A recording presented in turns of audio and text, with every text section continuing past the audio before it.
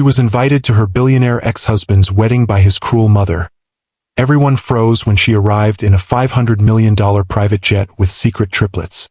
"You gold-digging snake!" Eleanor Carter's voice echoed through the mansion's grand hall. "You think you deserve to be part of this family? You're nothing but a charity case my son picked up." Ava Mitchell stood her ground, trembling but dignified. "I've never wanted your money, Eleanor. I love Nicholas for who he is, not his last name." "Love?" Eleanor sneered, stepping closer. "Girls like you don't know the meaning of the word." "Please stop," Ava whispered, tears threatening to fall. "This has gone on long enough." The sound of Eleanor's palm striking Ava's cheek cracked through the air like a gunshot. Before Ava could even register the sting, Eleanor crumpled to the floor with a theatrical wail. "She hit me!" Eleanor screamed as household staff rushed in. "Nicholas! Your wife attacked me!" Nicholas Carter burst through the doors, his eyes darting between his sobbing mother on the floor and his stunned wife standing above her. "I can't believe you would lay a hand on her," he said, his voice ice-cold as he knelt beside his mother. "Nicholas, I didn't. She hit me first, I swear," Ava pleaded, reaching for him. "Have you ever had your entire world shattered by someone who was supposed to love you unconditionally? Someone who chose to believe the worst about you without even asking for your side of the story? If you've ever been betrayed by the person you trusted most, give this video a like, because the revenge that follows will make your heart soar. Hi, my beautiful sisters. Before we get into today's story, I want to remind you of something important. Sometimes the people we love the most will believe lies about us. They'll turn away not because we did wrong, but because they couldn't see our truth. But listen to me, your value doesn't vanish because someone failed to recognize it. No matter how the world tries to break you, keep your head high, keep your peace. And when it's time, your strength will speak louder than any rumor, and your growth will silence every lie. So if you're listening right now, I want you to type this in the comments. My peace is my power. Because real victory isn't in revenge. It's in becoming everything they said you couldn't be. I'm Mr. Harrison, and today I'm sharing the remarkable story of a woman who lost everything, only to rise from the ashes stronger than anyone could have imagined. Before Ava Mitchell became the formidable CEO of a multi-billion-dollar tech empire, she was simply a brilliant young woman with dreams bigger than her circumstances. Growing up in a modest neighborhood in Chicago, Ava had always been exceptional, graduating top of her class, earning scholarships that her family could never have afforded, and eventually landing a coveted position at Carter Enterprises, one of the country's largest conglomerates. "Your resume is impressive, Ms. Mitchell," Nicholas Carter had said during her interview, his gray eyes studying her with unexpected warmth. "But what interests me more is what isn't on paper. Why technology? Why Carter Enterprises specifically?" Ava hadn't given him the rehearsed answer she'd prepared. Instead, she spoke from the heart. Because technology should serve everyone, not just those who can afford it. And because Carter Enterprises has the resources to make that happen, if it chooses to. Her boldness had surprised them both. Most candidates tiptoed around the billionaire CEO, careful not to challenge or contradict. But Ava had never learned to make herself small, even in the presence of power. Nicholas had smiled then, a genuine smile that transformed his usually serious face. "Most people tell me what they think I want to hear. You just told me what I need to hear." That was the beginning. Ava quickly proved herself invaluable, her innovative ideas and ethical approach to business catching Nicholas's attention time and again. Their professional relationship evolved into friendship, and then, despite the whispers and raised eyebrows throughout the company, into something deeper. "They're saying I only promoted you because we're dating," Nicholas told her one evening as they walked through Central Park, away from the prying eyes of colleagues and business associates.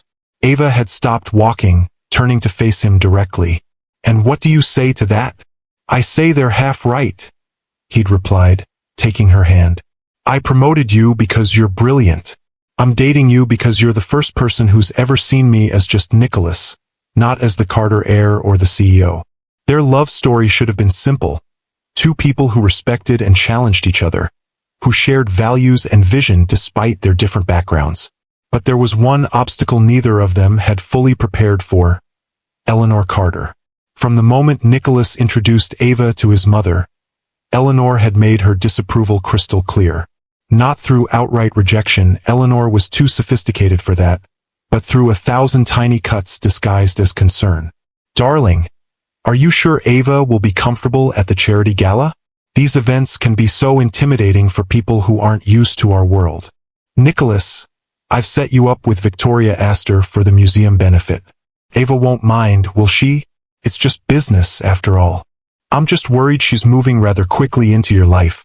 A woman in her position, well, one has to consider all possibilities." Nicholas had defended Ava initially, brushing off his mother's concerns with good-natured rebuttals. "Mother, Ava graduated from Harvard.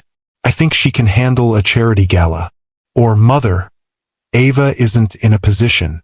She's the most talented executive in my company." But Eleanor was patient and persistent. Like water wearing away its stone, she worked to erode Nicholas's confidence in his relationship, planting seeds of doubt that would later bloom into suspicion. Despite Eleanor's interference, Nicholas proposed to Ava after a year of dating, presenting her with a ring that had belonged to his grandmother. A woman who, he told Ava, valued character over status, just like you do. The wedding was intimate by Carter standards, only 300 guests instead of the 1,000 Eleanor had pushed for. Ava wore a gown that balanced elegance with simplicity, her natural beauty needing no extravagant embellishment. And when Nicholas recited his vows, promising to stand by her in joy and sorrow, in plenty and want, in success and failure, Ava had believed him with her whole heart. For a while they were happy. Ava continued to rise through the ranks at Carter Enterprises, her division's profits doubling under her leadership.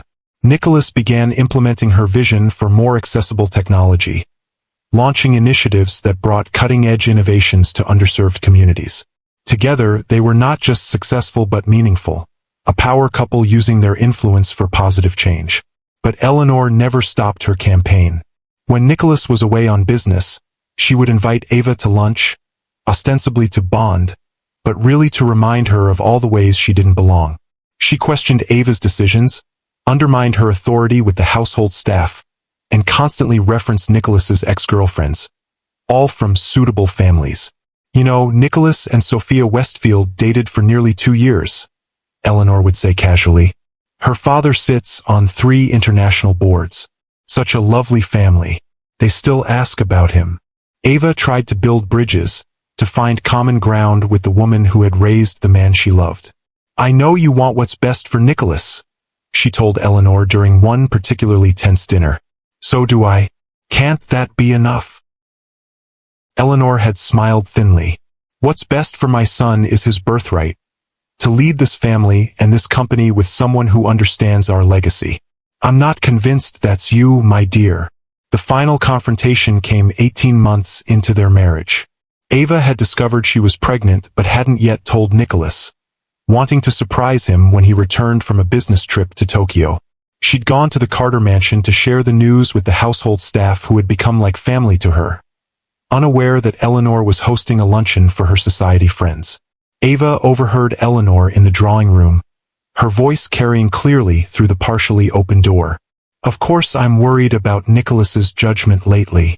The company initiatives for those inner-city schools are bleeding money, and that's entirely Ava's influence.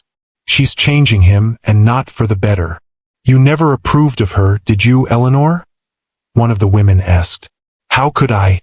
She's clever, I'll grant her that. Worked her way into his heart and his company. But mark my words, she's after the Carter fortune. Women like her always are." Ava had pushed open the door then, unable to listen to another word. "Women like me, Eleanor? Educated women? Hardworking women? Or just women you've decided aren't good enough because they weren't born into wealth?" The confrontation escalated quickly, Eleanor's carefully maintained facade crumbling as Ava refused to back down. And then came the slap, the fall, the accusation, and Nicholas's devastating choice to believe his mother over his wife. Within a week, divorce papers were delivered to the hotel where Ava had been staying. Nicholas hadn't called, hadn't texted, hadn't given her any opportunity to explain. The papers cited irreconcilable differences and offered a settlement that, while generous by normal standards, felt like a pittance compared to what Ava had lost: her marriage, her job, her faith in love itself. It was only after signing the papers that Ava confirmed what she had suspected. She was pregnant, not with one child, but 3 triplets. 3 innocent lives who would bear the Carter genes, but if Ava had anything to say about it, none of the Carter cruelty. "I won't fight you for money," she had written in her final communication to Nicholas. "Keep it all. The only thing I ask is that you never contact me again. If you've ever had to start over from absolute zero, with your heart shattered and your trust broken, hit that like button. And if you believe that the best revenge is living well, subscribe to Timeless Love Tales with Mr. Harrison. Because what Ava Mitchell did next will show you exactly what true strength looks like." The doctor's words still echoed in Ava's mind as she sat alone in her small apartment, staring at the ultrasound images spread across her coffee table. "Congratulations, Ms. Mitchell. You're carrying triplets. Triplets. 3 heartbeats. 3 futures to protect. 3 reasons to rebuild everything she had lost." The first months were the hardest. Morning sickness that lasted all day, the physical strain of carrying 3 growing babies, and the emotional weight of doing it all alone. Ava had withdrawn her modest savings and rented a simple 2-bedroom apartment far from the luxury she had known as Nicholas's wife. She applied for jobs under her maiden name, hoping to avoid the whispers that would inevitably follow the ex-Mrs. Carter. "We're looking for someone with more recent experience," one interviewer told her, not meeting her eyes. "Your qualifications are impressive, but we're concerned about your ability to commit long-term," said another, glancing pointedly at her growing belly. By her 6th month of pregnancy, Ava had been rejected from 12 positions she was overqualified for. Her savings were dwindling, and the reality of supporting 3 newborns loomed like an approaching storm. But if there was one thing Eleanor Carter had taught her, it was that when backed into a corner, you either break or you fight. Ava chose to fight. Late one night, unable to sleep as the triplets kicked restlessly inside her, Ava began sketching an idea that had been forming in her mind. An AI-driven platform that could make advanced technology accessible to small businesses and educational institutions that couldn't afford enterprise-level solutions. She worked until dawn, filling pages with code architecture and business models. The next day, she called the one person from her previous life she still trusted: Marcus Chen, a brilliant developer who had worked under her at Carter Enterprises and had quit in protest after her departure. "I need a partner," she told him bluntly when they met at a quiet cafe. "Someone who believes in democratizing technology as much as I do. Someone who isn't afraid of starting from nothing." Marcus studied the business plan she'd created, his expression shifting from curiosity to excitement. "This could work, Ava, but it would take significant investment, and venture capital firms aren't exactly lining up to fund heavily pregnant women with no current income." "Then we bootstrap," Ava replied, determination hardening her voice. "I have enough to keep us afloat for 3 months. By then, we need a working prototype to attract angel investors." Marcus hesitated, then nodded. "I'm in. But what are we calling this venture?" Ava looked out the cafe window at the horizon stretching beyond the city skyline. Horizon Technologies. Because no matter how dark the night, the dawn always comes. They worked from Ava's apartment, converting the 2nd bedroom into a makeshift office. Marcus handled the technical development while Ava, despite her advancing pregnancy, focused on the business strategy and initial client outreach. They worked 18-hour days, fueled by determination and instant noodles. 2 weeks before her due date, Ava secured their first client, a community college desperate for affordable technology solutions. The contract wasn't large, but it was proof of concept. Proof that her vision had value. The triplets arrived on a stormy April morning. 2 boys and a girl, each perfect and strong despite being born slightly premature. Ava named them Noah, Ethan, and Grace.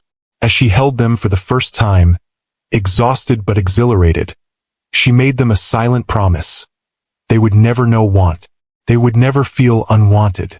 and they would grow up knowing their worth came from within, not from a last name or a bank account. They have his eyes, the nurse commented innocently, unaware of the story behind the 3 newborns with distinctive gray eyes. They have their own eyes, Ava corrected gently, and they'll see the world their own way. Motherhood and entrepreneurship proved a brutal combination. Ava worked with the triplets sleeping beside her, took investor calls while nursing, and presented pitches with burp cloths hidden just out of video frame. Marcus became not just a business partner but a surrogate uncle to the children, stepping in when Ava needed an extra pair of hands or a few hours of uninterrupted sleep. Their breakthrough came when the triplets were 8 months old. An educational technology conference in San Francisco, where Ava presented their AI platform to a room full of skeptical industry veterans. She had brought the triplets with her, unable to leave them behind, and had paid a local college student to watch them in the hotel room during her presentation. Ms. Mitchell, one investor had challenged during the Q&A, "Your technology is impressive, but your company lacks the infrastructure and capital to scale. Why should any serious institution take a chance on Horizon?" Ava had smiled, thinking of the 3 babies waiting for her upstairs. "Because we understand something the tech giants have forgotten. Innovation isn't about who has the most resources. It's about who has the most resourcefulness. Horizon was built from nothing, by people who refused to accept limitations. That's exactly the spirit we bring to our clients' challenges." By the time she returned to the hotel room, Horizon had secured its first major investor and 3 new clients.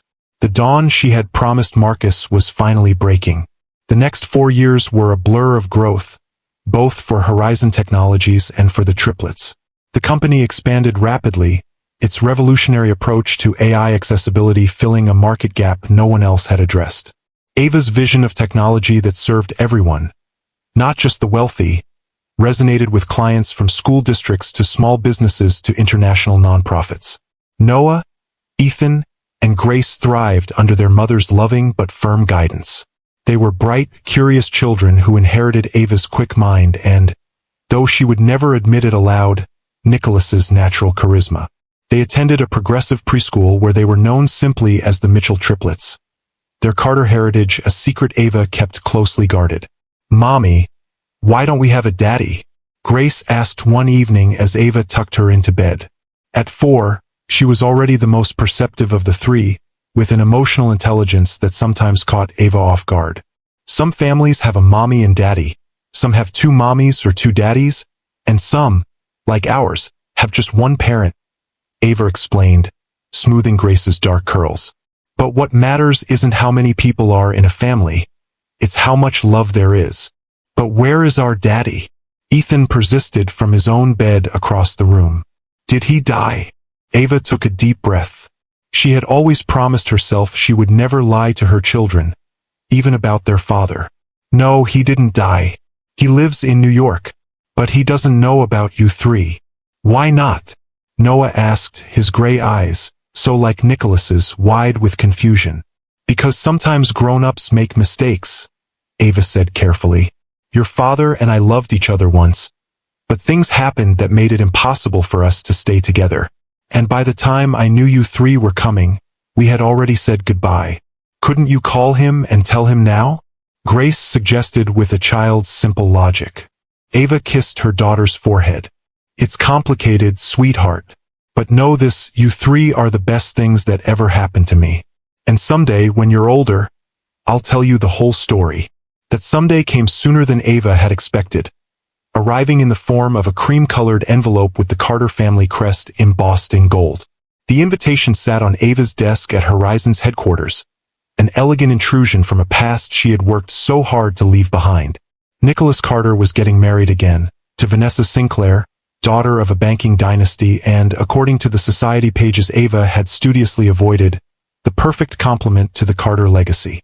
What made the invitation truly cruel was the handwritten note that accompanied it, penned in Eleanor Carter's distinctive script. "You should see what real class looks like. For years of building a new life, of raising her children, of creating a company valued at over $3 billion, and Eleanor still saw her as the charity case who had temporarily ensnared her son. You're not actually considering going, are you? Marcus asked when he found Ava staring at the invitation, her expression unreadable. I don't know, Ava admitted. Part of me wants to tear this up and forget it ever arrived. But another part wants to show up in a blaze of glory and watch their jaws hit the floor? Marcus finished with a knowing smile. Can't say I'd blame you. Ava shook her head. It's not about revenge. It's about... She paused, searching for the right words. Closure, maybe. Or perhaps it's about finally standing in front of them not as the woman they discarded, but as the woman who rebuilt herself into something stronger. That evening, as the triplets played in the living room of the penthouse apartment that now served as their home, Ava stood on the balcony, watching the city lights flicker to life. The invitation lay on the table beside her, Eleanor's mocking words facing up toward the darkening sky. If you've ever been underestimated, if you've ever been told you weren't enough, hit that like button right now. And if you want to see what happens when someone tries to humiliate a woman who has nothing left to lose and everything to prove, subscribe to Timeless Love Tales with Mr. Harrison. Because what happens next at this wedding will leave you breathless. The Carter-Sinclair wedding was destined to be the social event of the season. The New York Times style section had already dubbed it the merger of old money and new technology, a union that would solidify the Carter dynasty for generations to come. The venue, a sprawling Westchester estate with manicured gardens and a private airstrip for the most elite guests, had been secured a year in advance. The guest list read like a who's who of finance, technology, and old money aristocracy. Eleanor Carter had overseen every detail personally, from the hand-calligraphed invitations to the rare orchids imported from Thailand for the centerpieces.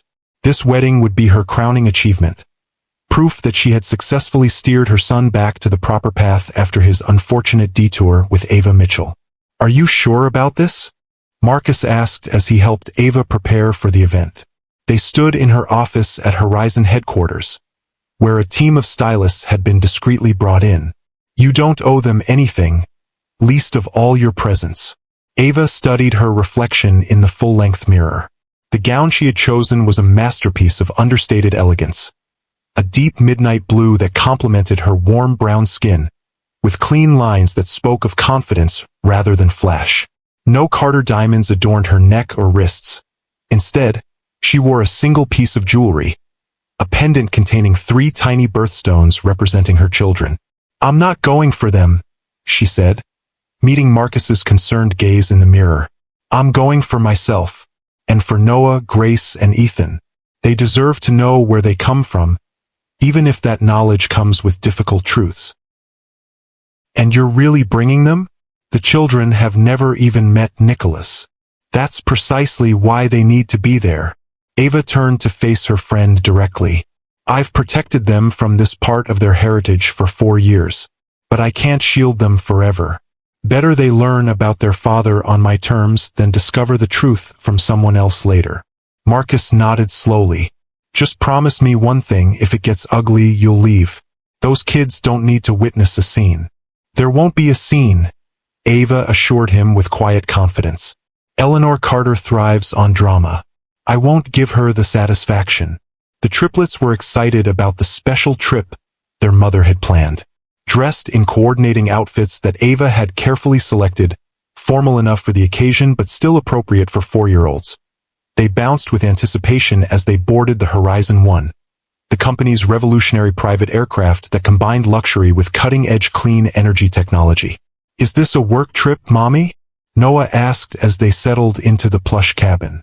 Always the most practical of the 3, he was trying to make sense of their unusual Saturday plans. Not exactly, sweetheart. Ava fastened his seatbelt, then moved to help Grace with hers. We're going to a wedding. Someone I used to know is getting married. Will there be cake? Ethan wanted to know, his priorities clear. Ava smiled despite her nerves. I imagine there will be quite an impressive cake. Are they your friend? Grace asked, her perceptive eyes studying her mother's face. Even at 4, she had an uncanny ability to read emotions. Ava hesitated, then answered truthfully. They were once. A long time ago. As the jet soared toward New York, Ava prepared the children as best she could without overwhelming them. She explained that they would meet many new people, including someone very important. The man at the wedding, his name is Nicholas Carter. He's your father, she told them gently, watching their expressions carefully. He doesn't know about you yet, and he might be very surprised to meet you. Why doesn't he know about us? Noah asked, his brow furrowed in confusion. Because sometimes grown-up relationships are complicated, Ava explained. Your father and I parted ways before I knew you three were coming. Today will be the first time he sees you. Will he be happy to meet us? Ethan wondered, a hint of vulnerability in his voice. Ava gathered all three close, her heart aching with love for these innocent children about to face a situation no 4-year-old should have to navigate. I believe he will be very surprised, but also very amazed by what wonderful children you are. Just remember, no matter what happens today, you three are the most important people in my life, and nothing will ever change that. The distinctive sound of the Horizon 1's engines announced their arrival at the Westchester estate. The jet, recognizable to anyone who followed business news, caused an immediate stir among the wedding guests already gathered in the gardens below. Heads turned, conversations paused, and phones were raised to capture the unexpected arrival. Inside the main tent, where the ceremony was minutes from beginning, Eleanor Carter was in her element. Dressed in an exclusive designer ensemble that had cost more than most people's annual salary, she moved among the guests like royalty, accepting compliments on the exquisite arrangements and her son's excellent choice of bride. Vanessa is everything we could have hoped for, she told a cluster of society matrons, her voice carrying just enough to ensure nearby journalists could include the quote in their coverage. The Sinclair family values align perfectly with the Carter legacy. This union will strengthen both dynasties. Nicholas stood near the altar, handsome in his bespoke tuxedo, smiling and shaking hands with well-wishers. To casual observers, he appeared every inch the successful billionaire about to marry the perfect society bride. But those who knew him well might have noticed that his smile never quite reached his eyes that occasionally darted to the entrance as if searching for something, or someone. The first indication that something unexpected was happening came when the wedding planner's assistant rushed in, whispering urgently to her boss. The planner's eyes widened, and she quickly made her way to Eleanor's side, murmuring something that caused the older woman's composure to falter momentarily. What do you mean? Ava Mitchell has arrived? Eleanor hissed, keeping her voice low but intense. She wasn't supposed to actually come. The invitation was merely a reminder of her place. Before the planner could respond, the distinctive sound of jet engines grew louder, and guests began moving toward the windows and doors, curious about the commotion. Eleanor followed, her champagne flute clutched tightly in her manicured hand.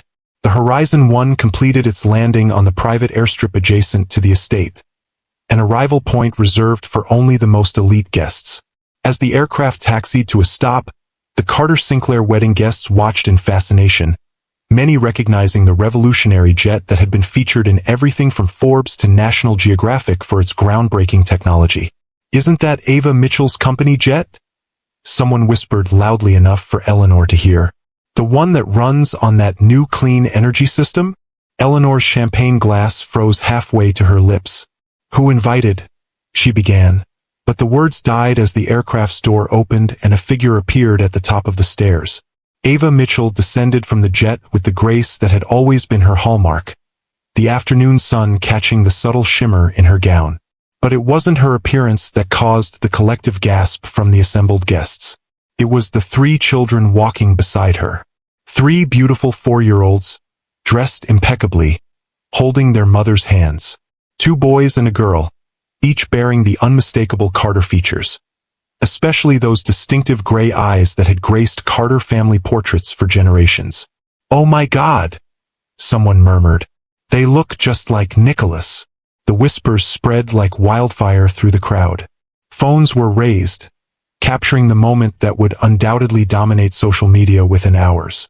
The perfect Carter-Sinclair wedding was suddenly overshadowed by a development no one had anticipated.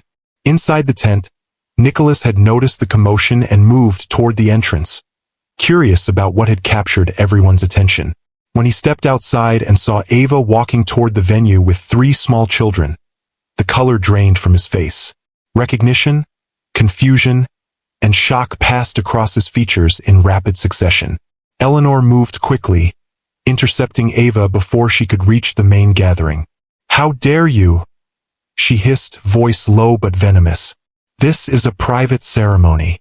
Ava smiled, the calm smile of someone who had nothing left to fear. "I was invited, Eleanor. By you." She produced the invitation from her clutch. "I simply brought my family, as the card suggested." "They're not," Eleanor began, but fell silent as Noah looked up at her with eyes identical to her son's. "Grandmother?" he asked innocently, the word causing Eleanor to physically recoil. "Mother!" Nicholas's voice came from behind them. He stood transfixed, gaze moving between the 3 children and Ava. "What's happening?" "Nothing that concerns you today," Eleanor attempted, placing a hand on his arm. "The ceremony is about to." "Are they mine?" Nicholas asked directly, ignoring his mother completely for perhaps the first time in his life. Ava met his gaze steadily. "Yes, Noah, Grace, and Ethan. They're 4 years old next month." The silence that followed seemed to stretch into infinity. Guests pretended not to listen while straining to catch every word.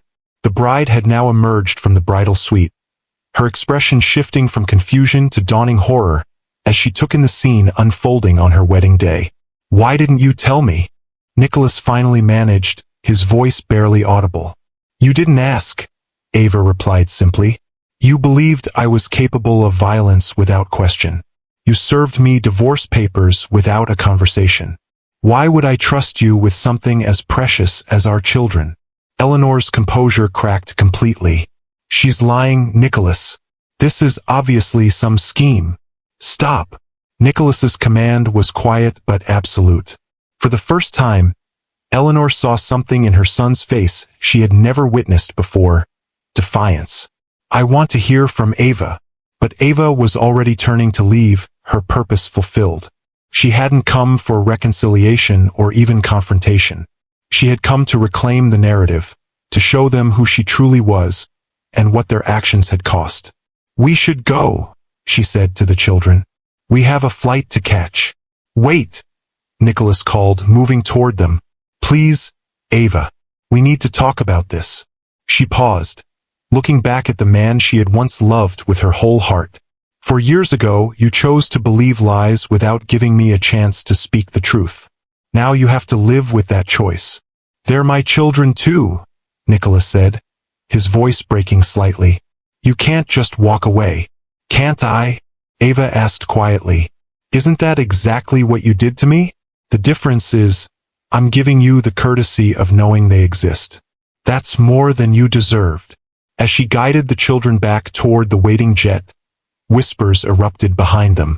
The perfect wedding was unraveling, the carefully constructed facade crumbling in real time. If you've ever had to walk away from someone who didn't value you enough to fight for the truth, hit that like button. And if you believe that sometimes the most powerful statement isn't what you say, but simply showing up as your authentic self, subscribe to Timeless Love Tales with Mr. Harrison.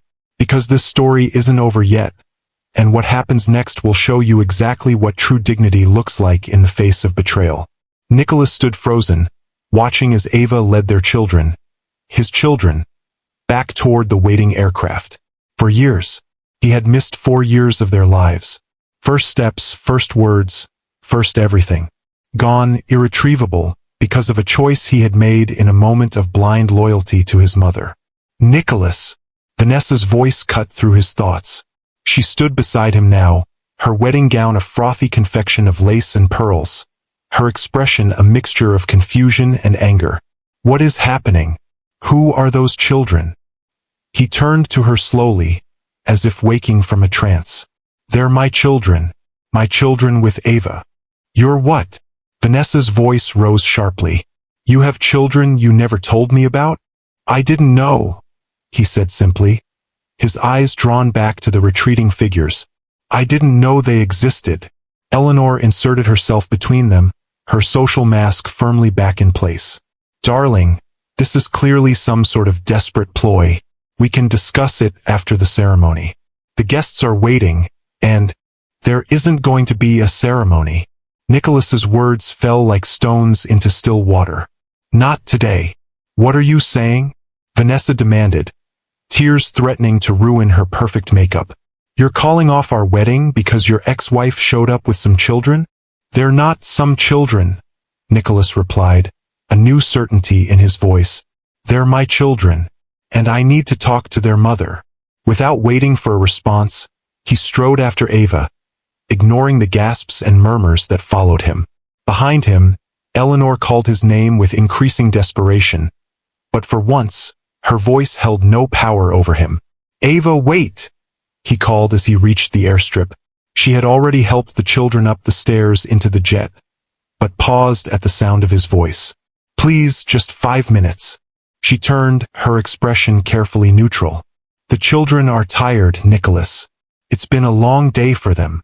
I understand, but I can't let you leave like this. Not again. He stopped at the bottom of the stairs, looking up at her. 4 years ago, I made the worst mistake of my life.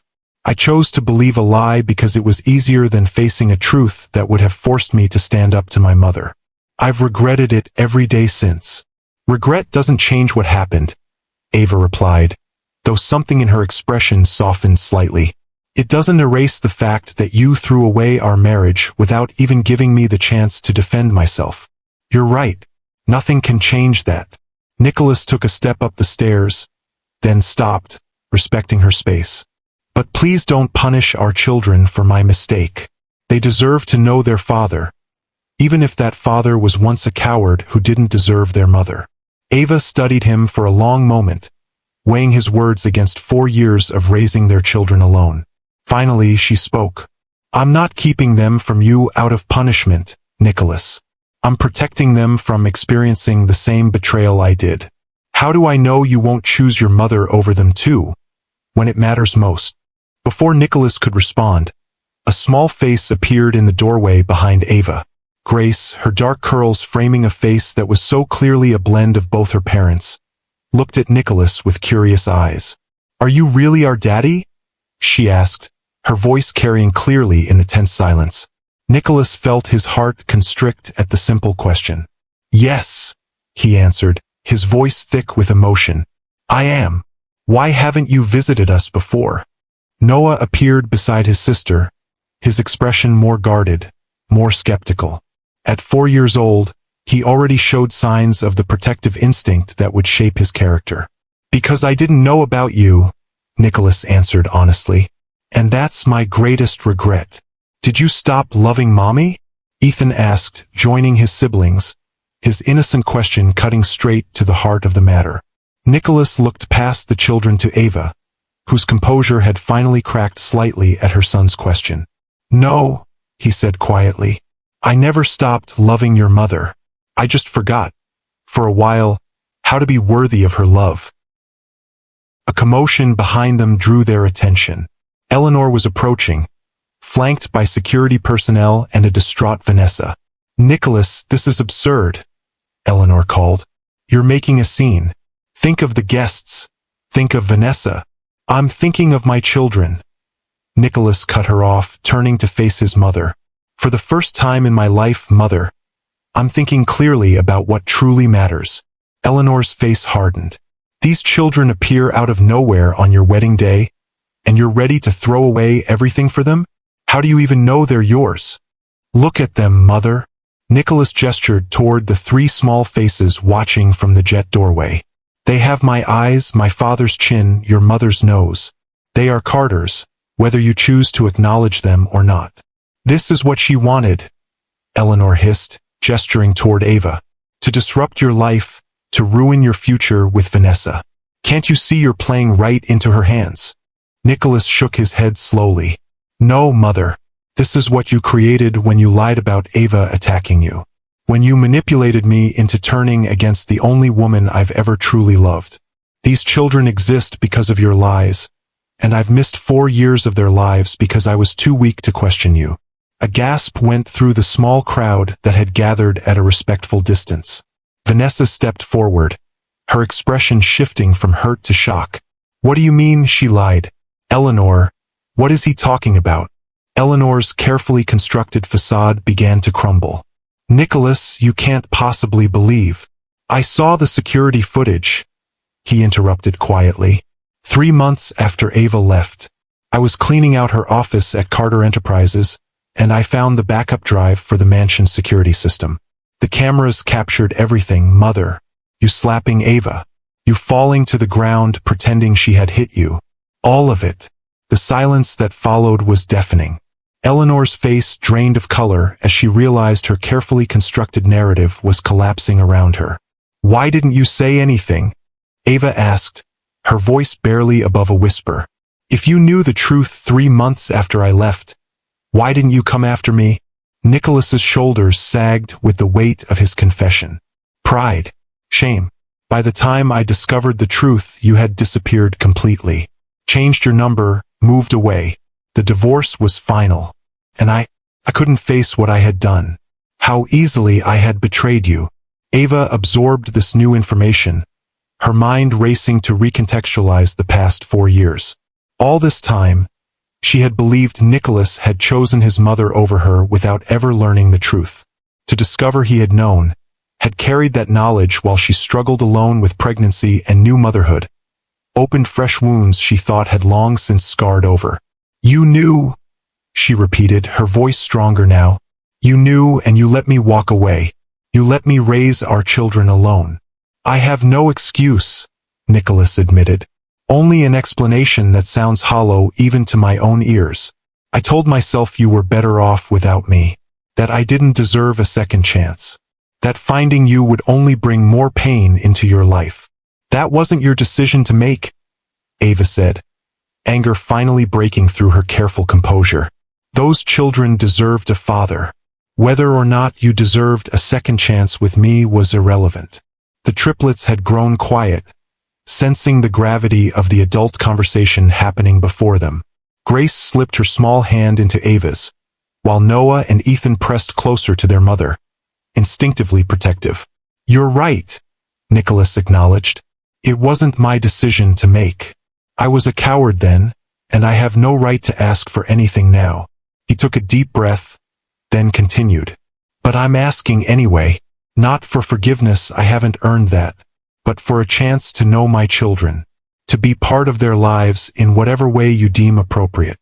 Eleanor stepped forward again, her voice taking on the commanding tone that had shaped Nicholas's entire life. "Nicholas, you're not thinking clearly. This is your wedding day. Hundreds of guests are waiting. The merger with Sinclair Industries depends on this marriage. You can't throw everything away on a whim." For the first time, Nicholas smiled. A sad, knowing smile that acknowledged the manipulation that had controlled him for so long. "That's where you're wrong, Mother. This isn't a whim. This is the first truly clear decision I've made in years." He turned back to Ava. "Whatever you decide, I'll respect it. But please, don't leave without giving me some way to contact you, to begin making amends to our children." Ava looked at the 3 small faces turned up to hers, then at Nicholas, and finally at Eleanor and the wedding guests watching from a distance. In that moment, she realized that her journey had come full circle. For years ago, she had left this world broken and alone. Now she stood before them whole, successful, and surrounded by the love of her children. "We're staying at the Four Seasons tonight," she said finally. "You can come by tomorrow morning at 10. The children and I will have breakfast with you, and we can begin discussing what happens next." Relief washed over Nicholas's face. "Thank you. I'll be there." As Ava turned to guide the children back into the jet, Eleanor made one last desperate attempt. "Ava, surely you can see that this disruption is inappropriate. If you truly cared about these children, you wouldn't use them as pawns in whatever game you're playing." Ava paused, then turned to face her former mother-in-law directly. "They're not pawns, Eleanor. They're children, your grandchildren, and they're not a game or a disruption or a scheme. They're the consequence of your lies and Nicholas's choices." Her voice remained calm, but carried an authority that silenced even Eleanor. "I didn't come here today for revenge or to cause a scene. I came because after 4 years of raising these children alone, building a company from nothing, and reconstructing my life from the ashes you created, I wanted you to see exactly what you threw away. Not just me, but them. 3 beautiful, brilliant children who have grown up without their father or their grandmother because of your pride. With those words, Ava guided the children into the aircraft. As the door closed behind them, Nicholas turned to face the wreckage of his wedding day. Vanessa had already retreated, surrounded by her bridesmaids and family. Guests were dispersing, phones in hand, undoubtedly spreading the dramatic turn of events across social media. And Eleanor stood alone, her carefully constructed world crumbling around her. "What have you done?" she whispered, watching as the Horizon 1 prepared for takeoff. "What I should have done 4 years ago," Nicholas replied. "Chosen truth over convenience, love over appearances." He looked at his mother with new eyes, not with anger, but with a kind of sad clarity. "I'll always be your son, Mother, but from now on, I'll be their father first." As the jet lifted into the evening sky, Ava settled back in her seat, watching her children excitedly point out the diminishing landscape below. The weight she had carried for 4 years felt lighter somehow. Not gone. Some burdens never truly disappear, but transformed into something she could finally begin to set aside. "Mommy, is he really going to have breakfast with us tomorrow?" Grace asked, her perceptive eyes studying Ava's face. "Yes, sweetheart. Your father wants to get to know you. Will he come live with us?" Ethan wondered, always the most straightforward of the 3. "No, not like that," Ava explained gently. "But he might become part of our lives in a new way." Noah, ever protective, frowned slightly. "What if he makes you sad again?" Ava gathered her son close, kissing the top of his head. "That's a very grown-up worry, Noah. But you don't need to protect me. I'm stronger now than I was before. We all are." As New York faded behind them, Ava Mitchell looked toward the horizon. The namesake of the company she had built from nothing, the direction she had always faced even in her darkest moments. Tomorrow would bring a new chapter, complicated and uncertain. But for the first time in 4 years, she allowed herself to consider that the future might include healing for wounds she had long since accepted as permanent. Not for Eleanor's sake. Some bridges were truly burned beyond repair. Not even for Nicholas, whose journey toward redemption had only just begun. But for Noah, Grace, and Ethan, who deserved to know all parts of their heritage, both the strength they inherited from their mother and the legacy that came with the Carter name. And perhaps, in the smallest corner of her heart, for herself as well. Because true victory wasn't found in revenge or in walking away. It was found in moving forward with grace, in showing her children that even the deepest wounds could heal, and in the quiet dignity of offering second chances when they were truly earned. If the story touched your heart, please hit that like button and subscribe to Timeless Love Tales with Mr. Harrison. I'd love to hear your thoughts in the comments below. Have you ever had to find the strength to offer someone a second chance? Or have you had to rebuild your life after betrayal? Remember that sometimes the greatest power isn't in walking away, but in setting the terms for how someone can walk back into your life. Until next time, this is Mr. Harrison, reminding you that true class isn't about wealth or status. It's about facing life's challenges with dignity, strength, and an open heart.